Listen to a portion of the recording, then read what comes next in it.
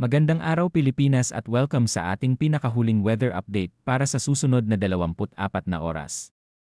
Kung may mga plano kayo sa labas o may biyahe ngayong araw, manatiling nakatutok dahil ibabahagi natin ang kumpletong lagay ng panahon sa buong bansa.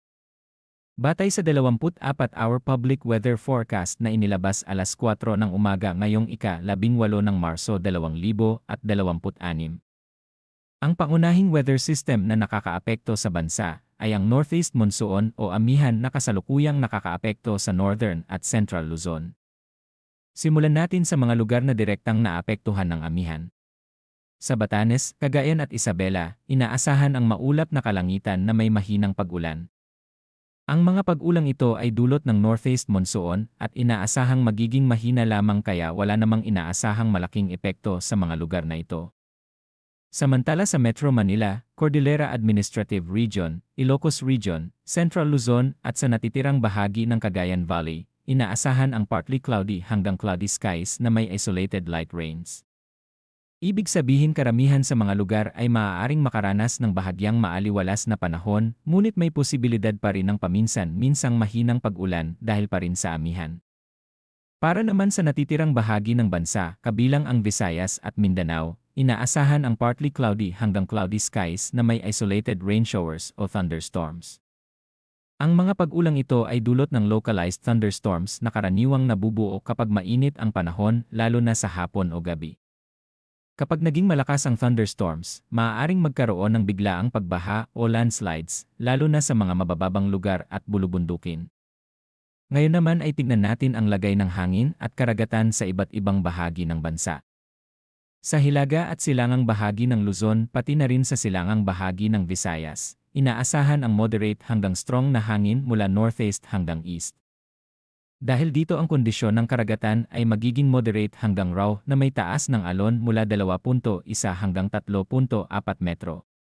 Pinapayuhan ang mga mangingisda at maliliit na bangka na mag-ingat sa paglalayag.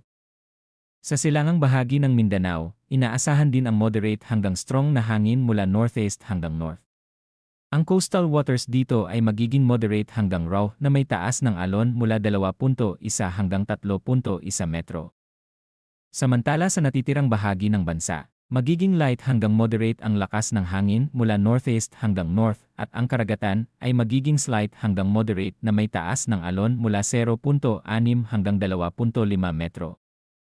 Para naman sa temperatura na naitala sa nakalipas na 24 na oras, ang pinakamababang temperatura ay nasa 20.7 degrees Celsius bandang alas 2 ng madaling araw habang ang pinakamataas na temperatura ay umabot sa 28.1 degrees Celsius bandang alas 2 ng hapon.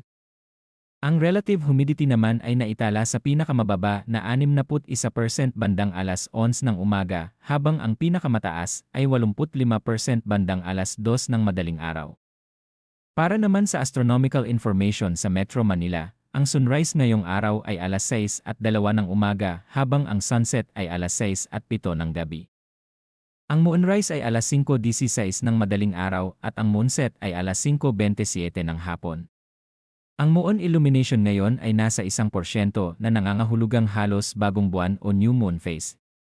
Sa kabuuan, patuloy na nakakaapekto ang amihan sa Northern at Central Luzon na nagdadala ng maulap na kalangitan at paminsan-minsang mahinang pag-ulan habang ang natitirang bahagi ng bansa ay maaaring makaranas ng isolated rain showers o thunderstorms. Lalo na sa hapon o gabi. Iyan ang pinakahuling weather update para sa buong Pilipinas.